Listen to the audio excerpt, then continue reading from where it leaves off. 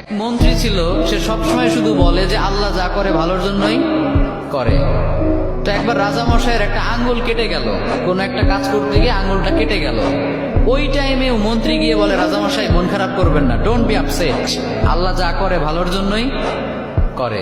এবার রাজামশাই তো রেগে গেছে যে এতদিন একা একা বক বক করতে কিছু বলি নাই, আমার আঙ্গুল কেটে গেল, এখানে ভালোর কি আছে? আচ্ছা, মন্ত্রীকে এবার বলতেছে, তো আল্লাহ যা করে ভালোর জন্য করে, তাই না? বলে হ্যাঁ। তো ঠিক আছে, যা, তোরে আজকে থেকে আমি জেলখানায় ঢুকিয়ে দিলাম। আল্লাহ যা করে ভালোর জন্যই করে, তার মানে জেলে যাওয়াটাও তোর জন্য ভালো। ঠিক আছে, যা, তোর মন্ত্রিত্বও কেড়ে নিলাম, জেলখানায় ঢুকিয়ে দিলাম। মন্ত্রী এবারও বলে, সমস্যা নাই, আল্লাহ যা করে ভালোর জন্যই করে। তো এবার রাজামশাই আরেকটু রেগে গেছে যে পানিশমেন্ট দিতে চাইলাম, উল্টো দিকে আমাকে নিয়ে ঠাট্টা করে, ভালো লাগতেছে না, কি করবে? রেগে মেগে কয়েকটা লোক নিয়ে, তার সাঙ্গপাঙ্গ যারা আছে ওদেরকে নিয়ে জঙ্গলে চলে গেছে শিকার করার জন্য। কি করার জন্য? পশু শিকার করার জন্য। তো পশু শিকার করছে করছে, ইন দ্য মিন টাইম কয়েকটা লোক তাদের উপর হামলা করলো। এরা হলো জঙ্গলি মানুষ, এদেরকে কি বলে? জঙ্গলি মানুষ, বুঝতে পারছেন? মানে এরা জঙ্গলি। ওদের উপর হামলা। এই হামলা দেখে বাকি যারা ছিল রাজামশাই বাদে সবগুলো ভৌ দৌড়, এক দৌড়ে পলাই। চাচা আপন প্রাণ বাঁচা, নিজে বাঁচলে বাপের নাম, রাজামশাই মরলে মরুক, আমরা বাঁচি। আর রাজামশাই তো সুখে শান্তিতে বসবাস, দৌড়ানোর প্র্যাকটিস নাই। ওই আল্লাহর বান্দা একটু দৌড় দিতে না দিতে ধরা পড়ে গেছে। আর অন্যদের তো হেঁটে দৌড়ে অভ্যাস আছে, ওরা পালিয়ে গেছে। এখন রাজামশাইকে সবাই ধরে নিয়ে চলে গেছে এক জায়গায়। আসলে রাজামশাইকে তারা নিয়ে গিয়েছে জবাই করার জন্য। কি করার জন্য? তাদের বিশ্বাস মতে প্রত্যেকটা বছর তারা তাদের দেবদেবীর উদ্দেশ্যে একটা করে মানুষ উৎসর্গ করে। তাদের ধারণা হচ্ছে একটা করে মানুষ যদি আমরা প্রত্যেক বছর উৎসর্গ করি দেবদেবীদের জন্য, তাহলে পুরো বছরটা দেবদেবীরা আমাদেরকে সিকিউরিটি দিবে, নিরাপত্তা দিবে।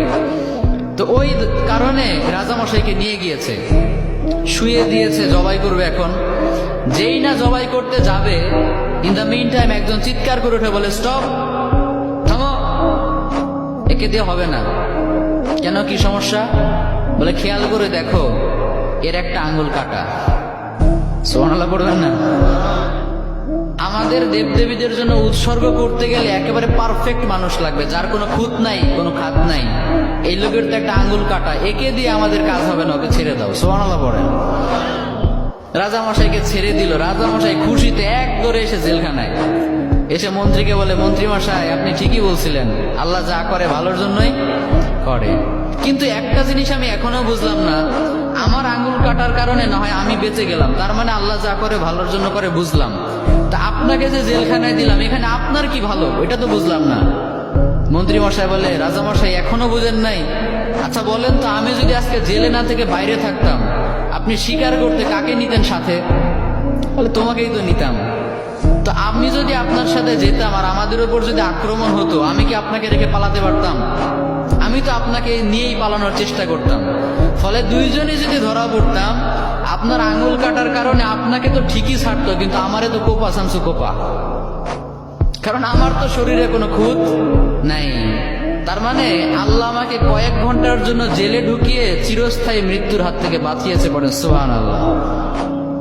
তাহলে এবারও বোঝা গেল যে আল্লাহ যা করে ভালোর জন্যই করে। তাই এই জন্য আজকে থেকে আপনাদের সাথে যেটাই ঘটুক না কেন, মন খারাপ করা যাবে?